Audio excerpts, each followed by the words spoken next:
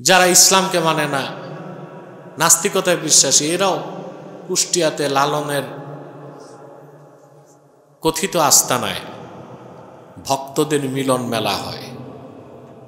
ওখানে যায়, ওখানে ওদের তো আর নামাজ রোজা নাই, জিকির ফিকির নাই, নারী পুরুষ অবাধে মেলামেশা করে, বদমাশি করে আর গঞ্জিকা খায়। ওখানে মনে মনে গাঁজা বিক্রি হয়, পোটলায় পোটলায় গাঁজা বিক্রি হয়। তথাকথিত সুফিবাদী ভণ্ডপীর যারা, তারা মানুষকে মিসগাইডেড করে। তারা বলে যে ধর্ম যার যার, প্রত্যেক ধর্মের লোকই তো স্রষ্টাকেই পেতে চায়, সমস্যা কি, যে যার মতো ধর্ম পালন করে। এগুলো প্রচার করে গেছে লালন লালন লালন ফকির। আজ পর্যন্ত লালন ভক্তরা প্রমাণ দিতে পারল না লালন কি মুসলমান ছিল না হিন্দু ছিল। এটা প্রমাণ তারা। যারা ইসলামকে মানে না, নাস্তিকতায় বিশ্বাসী, এরাও কুষ্টিয়াতে লালনের কথিত আস্তানায় ভক্তদের মিলন মেলা হয়। ওখানে যায়, ওখানে ওদের তো আর নামাজ রোজা নাই, জিকির ফিকির নাই, নারী পুরুষ অবাধে মেলামেশা করে, বদমাশি করে আর গঞ্জিকা খায়। ওখানে মনে মনে গাঁজা বিক্রি হয়, পোটলায় পোটলায় গাঁজা বিক্রি হয়। এগুলো নাকি সুফিবাদ, এগুলো কি তেরা প্রচার করে। যে যে ধর্ম পালন করে করুক না, সবাই তো স্রষ্টাকেই চায় না। স্রষ্টাকে পেতে হলে স্রষ্টার মনোনীত তরিকায় চাইতে হবে। সেটা একটাই তরিকা, রাসূলুল্লাহ সাল্লাল্লাহু আলাইহি ওয়াসাল্লাম আল্লাহর পক্ষ থেকে যে দ্বীন এনেছেন, শরীয়ত এনেছেন, যে নীতি নির্ধারণ করেছেন, সেই দ্বীন ইসলামের বাইরে যে আল্লাহকে পাওয়ার কোনো সুযোগ নাই। আমাদের দেশে মুসলিম নামধারী যারা স্কুল কলেজ ভার্সিটিতে পড়ে, ইল্লা মাশাআল্লাহ কিছু ছাড়া অধিকাংশই তো বিপথে ধাবিত হচ্ছে। কারণ কোরআন হাদিসের শিক্ষা থেকে তাদেরকে দূরে রাখা হয়েছে, দূরে রাখা হয়েছে। বিগত সময় যারা ছিল তাদের চেষ্টাই ছিল কিভাবে শিক্ষা প্রতিষ্ঠান থেকে ইসলামী শিক্ষাকে সরানো যায়। ইসলাম শিক্ষাকে আগে আমাদের সময় ছিল বাধ্যতামূলক, 100 মার্কে পরীক্ষা হতো, এটাকে পরে করলো ঐচ্ছিক। সবচেয়ে দুঃখজনক, সে অপশক্তি বিদায় নেবার পর যারা আসছে তারাও কোনো কার্যকর ব্যবস্থা নিচ্ছে না। বাংলাদেশে অসংখ্য প্রাইমারি স্কুলে ইসলাম শিক্ষা পড়ানোর মতো কোনো শিক্ষক নাই। দেখা যায় অনেক জায়গায় হিন্দু শিক্ষক যে ছাত্রদেরকে ধর্ম বই পড়ায়। দেশে কি এতই কাঙ্গাল হয়ে গেছে? আলেম ওলামা কত মাদ্রাসার ছাত্র আছে, চাকরি বাকরি নাই, তাদেরকেও তো নির্বাহী আদেশে চাকরি দেওয়া যেতে পারে। তারা তো আর বিজ্ঞান, দর্শন, ভূগোল, ইতিহাস পড়াবে না, ইসলাম শিক্ষা তো পড়াতেই পারবে, মাদ্রাসায় পড়েছে তারা। এই দিকে কোনো দৃষ্টি নাই, শুধু চলছে জনগণের জানমাল নিয়ে ছিনিমিনি খেলা। ইনসাফ তো নাই। কখনোই মুসলমান তাদের অধিকারগুলো ফিরে পাবে না যতক্ষণ পর্যন্ত মুসলমানরা একটি স্বার্থে, একক উদ্দেশ্যে একত্রিত না হবে। আমাদের ঐক্যের মূল মন্ত্র হচ্ছে ঈমান, ইসলাম। ঈমান ও ইসলামকে কেন্দ্র করেই মুসলমান ঐক্যবদ্ধ হতে পারে। যেখানে দ্বীনের স্বার্থ রক্ষা হবে, দ্বীনদারদের স্বার্থ রক্ষা হবে, দেশের স্বার্থ রক্ষা হবে। আর যদি আমরা দলের স্বার্থ, ব্যক্তির স্বার্থ দেখি, তাহলে ঐক্যবদ্ধ হওয়া কোনোদিনও সম্ভব না। কথা বুঝতে পেরেছি? তাহলে আহলে কিতাব নামধারী যারা এখন পৃথিবীতে না, এখন যা আছে সব ইহুদি আর খ্রিস্টান। দুই, ইহুদি খ্রিস্টানরাও কাফের, অমুসলিম, আহলে কিতাবরাও কাফের, অমুসলিম। এটা আল্লাহ কোরআনে বলে দিয়েছেন। ওয়ালাউ আমানা আহলুল কিতাবি লাকানা খায়রাল লাহুম মিনহুমুল মুমিনুনা ওয়া আকসারুহুমুল ফাসিকুন। আহলি কিতাবরা যদি ঈমান আনতো এটা তাদের জন্য মহাকল্যাণ হতো।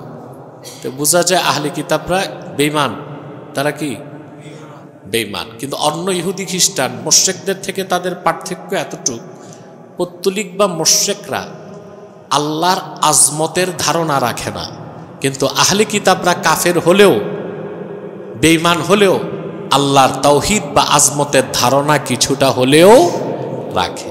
এতটুকু পার্থক্য, এতটুকু অন্যদের সাথে তাদের এতটুকু পার্থক্য। আল্লাহ তাআলা সে আহলি কিতাবদেরকে ডেকে বলেন তার হাবিবের মাধ্যমে, আসো একটি কথায়, যে কথাটি আমরা বিশ্বাস করি তোমরাও বিশ্বাস করতে পারো। আমরা সবাই ঐকমত্যে পৌঁছতে পারি একটি কথায়, আল্লাহ না'বুদা ইল্লাল্লাহ, আমরা আল্লাহ ছাড়া কারো ইবাদত করব না। যত পয়গম্বর আল্লাহর পক্ষ থেকে এসেছেন সবাই মানব জাতিকে আল্লাহর ইবাদতের আহ্বান করছেন না? আদম, নূহ, ইব্রাহিম, সুলেমান, শুআয়ব, আল্লাহ তাআলা 25 জন পয়গম্বরের ইতিহাস কোরআন কারীমের মধ্যে তুলে ধরেছেন। তারা প্রত্যেকেই মানুষকে আল্লাহর ইবাদতের দিকে ডেকেছে। হযরত নূহের ব্যাপারে আল্লাহ তাআলা বলেন, ওয়ালাকাদ আরসালনা নূহান ইলা কওমিহি, আমি নূহকে পাঠিয়েছি তার কওমের কাছে রসুল হিসেবে। 1 বছর 2 বছর নয়, প্রায় 950 বছর তিনি পৃথিবীতে বেঁচে ছিলেন। মানুষকে ডেকে বলেছেন, ইয়া কওমি ইবুদুল্লাহ মা লাকুম মিন ইলাহিন গায়রুহু, আসো আমার কওম, আল্লাহর ইবাদত করো, যিনি ছাড়া অন্য কোনো ইলাহ নাই, উপাস্য নাই। আল্লাহ তাআলা দৃষ্টান্ত দিয়েছেন, ওয়া ইলা আদিন আখাহুম হুদান ক্বালা ইয়া কওমি ইবুদুল্লাহ মা লাকুম মিন ইলাহিন গায়রুহু, আদ জাতির নিকট আমি হুদকে পাঠিয়েছি, তিনিও যুগের পর যুগ মানুষকে ডেকে বলেছেন, হে আমার সম্প্রদায়, এক আল্লাহর ইবাদত করো, যিনি ছাড়া কোনো উপাস্য নাই। আল্লাহ তাআলা বলেন, ওয়া ইলা সামুদ আখাহুম সালিহান ক্বালা ইয়া কওমি ইবুদুল্লাহ মা লাকুম মিন ইলাহিন গায়রুহু, আল্লাহ বলেন আমি সামুদ জাতির নিকট সালেহকে পাঠিয়েছি, তিনিও যুগের পর যুগ মানুষকে ডেকে বলেছেন, হে আমার সম্প্রদায়, আল্লাহর ইবাদত করো, যিনি ছাড়া অন্য কোনো উপাস্য নাই।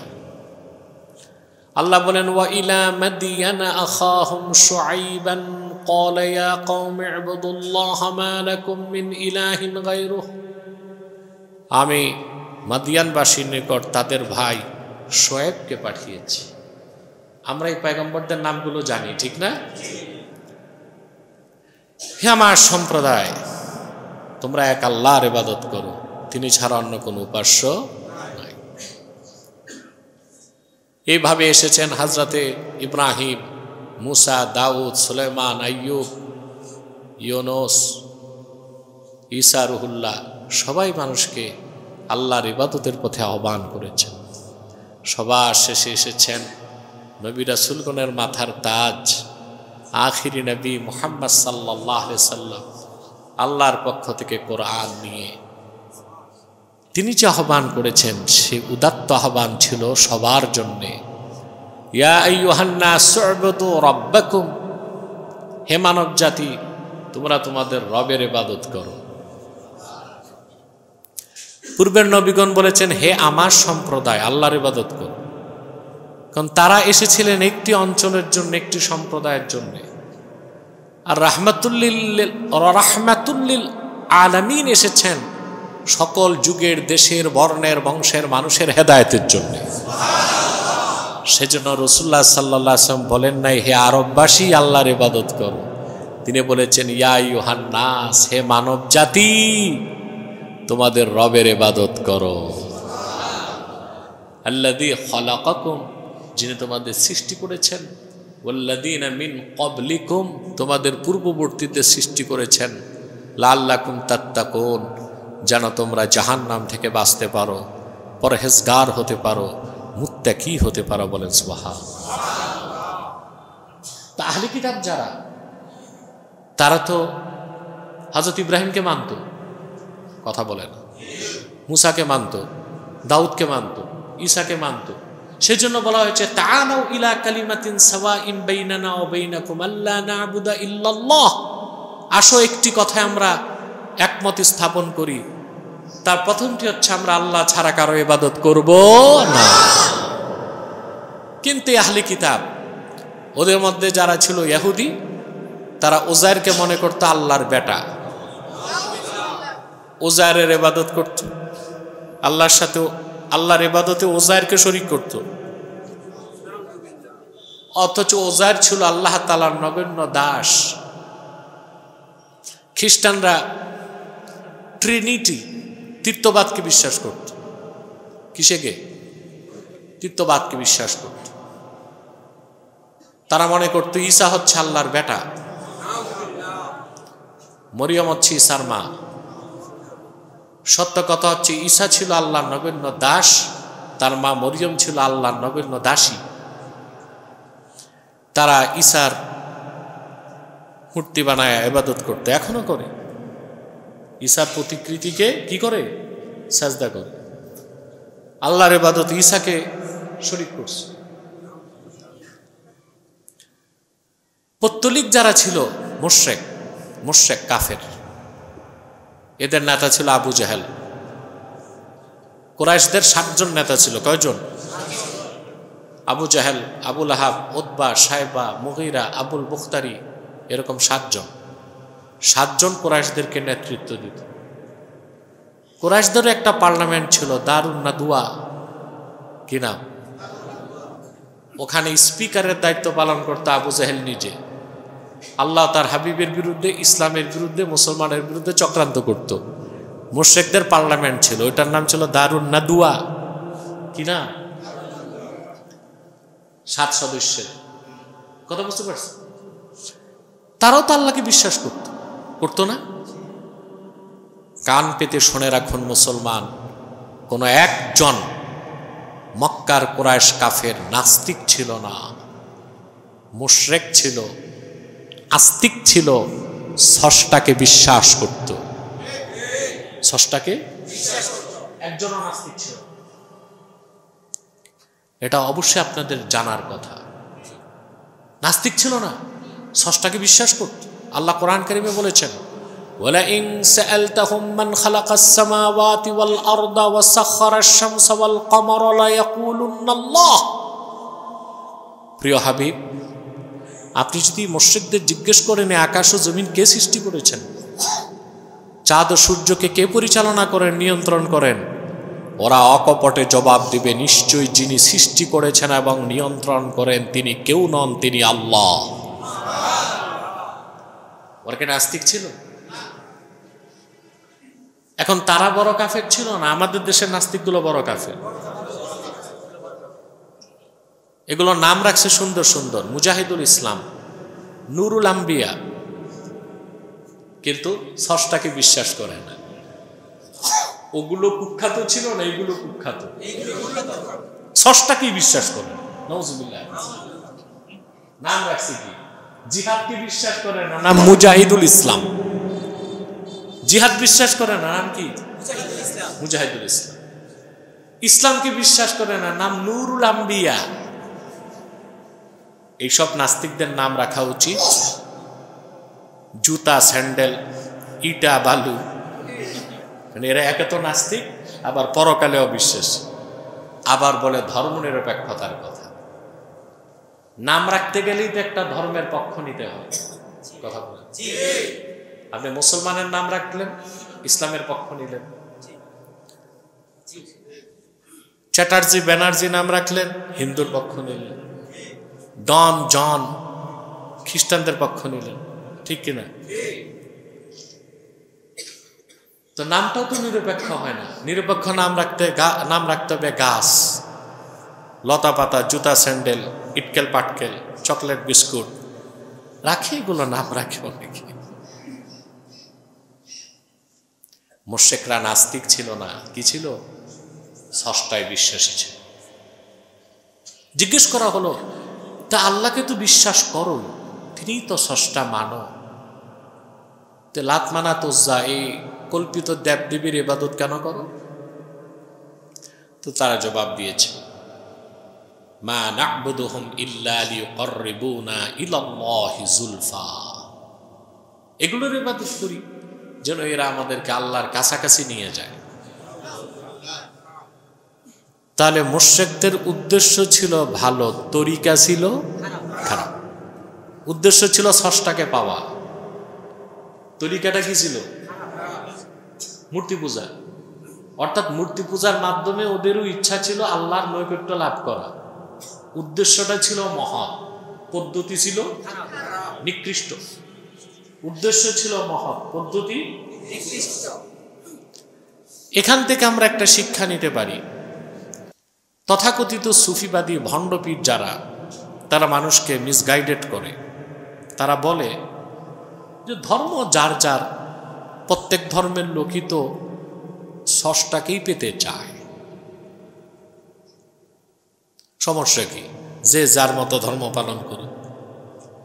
এগুলো প্রচার করে গেছে লালন লালন লালন ফকির। আজ পর্যন্ত লালন ভক্তরা প্রমাণ দিতে পারল না লালন কি মুসলমান ছিল না হিন্দু ছিল, এটা প্রমাণ তারা। যারা ইসলামকে মানে না, নাস্তিকতায় বিশ্বাসী, এরাও কুষ্টিয়াতে লালনের কথিত আস্তানায় ভক্তদের মিলন মেলা হয়, ওখানে যায়। ওখানে ওদের তো আর নামাজ রোজা নাই, জিকির ফিকির নাই, নারী পুরুষ অবাধে মেলামেশা করে, বদমাশি করে আর গঞ্জিকা খায়। ওখানে মনে মনে গাঁজা বিক্রি হয়, পোটলায় পোটলায় গাঁজা বিক্রি হয়। এগুলো নাকি সুফিবাদ, এগুলো কি তেরা প্রচার করে। যে যে ধর্ম পালন করে করুক না, সবাই তো স্রষ্টাকেই চায়। না, স্রষ্টাকে পেতে হলে স্রষ্টার মনোনীত তরিকায় চাইতে হবে। সেটা একটাই তরিকা, রাসূলুল্লাহ সাল্লাল্লাহু আলাইহি ওয়াসাল্লাম আল্লাহর পক্ষ থেকে যে দ্বীন এনেছেন, শরীয়ত এনেছেন, যে নীতি নির্ধারণ করেছেন, সেই দ্বীন ইসলামের বাইরে যে আল্লাহকে পাওয়ার কোনো সুযোগ নাই। আল্লাহ স্পষ্ট করে দিয়েছেন, কুল ইন কুনতুম তুহিব্বুনাল্লাহা ফাত্তাবিউনি। প্রিয় হাবিব মুহাম্মদ সাল্লাল্লাহু আলাইহি ওয়াসাল্লাম, আপনি বলে দিন, তোমরা যদি আল্লাহকে ভালোবেসে থাকো, আমার অনুসরণ করো। কারণ রাসূলুল্লাহর অনুসরণের বাইরে কোনো ঈমান নাই, ইসলাম নাই, কল্যাণ নাই, মুক্তি নাই, সফলতা নাই, নাজাত নাই, জান্নাতও নাই। এই বিশ্বাস যতক্ষণ পর্যন্ত হৃদয়ের গভীরে গেঁথে না নিবেন, আপনি তো মুসলমানই হতে পারবেন না, ঠিক না? তো ইবাদত হবে কার?